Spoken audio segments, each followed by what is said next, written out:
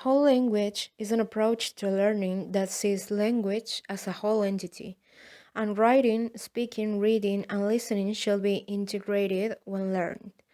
In whole language, learning is built upon the real experiences and background knowledge of the learner. Theory of language. Whole language views language organization from an interactional perspective. This perspective is most obviously a social one that views language as a vehicle for humans' communication. Whole language also rejects the view that language can be broken down into separate skills. For example, grammar is not taught in isolation but is linked to situations where learners need to use it, such as editing a piece of written text. The whole language learning theory belongs to the school of humanism and constructivism. The description of their classroom is reminiscent of humanistic education methods and familiar terms in language learning. It's considered authentic, personalized, collaborative, and diversified. These features are believed to focus the learner's attention and stimulate mastery. Objectives. The measure principles and goals underlying the design of whole language instruction are integration of reading, writing, and other skills, getting focused on reading texts of high interest for the sake of comprehension and for a real purpose. Students will have the choice over what they read and write so they can encourage of risk taking and the acceptance of errors as signs of learning rather than of failure. The traditional method of developing a syllabus involves using a person's understanding of the subject as the basis for syllabus planning. People start with the field of knowledge to be taught and then select the concepts, knowledge, and skills that make up the field of knowledge.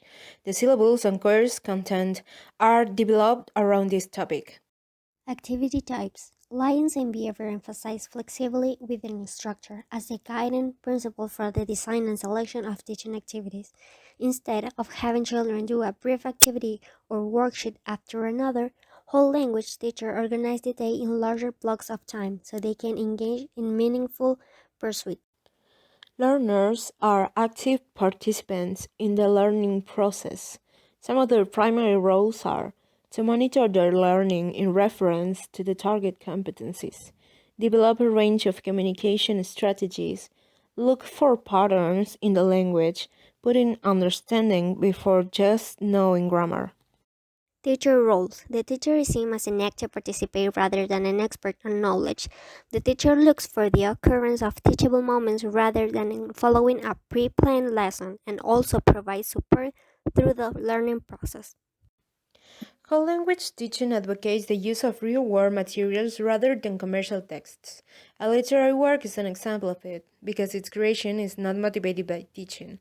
It's the author's desire to communicate with readers.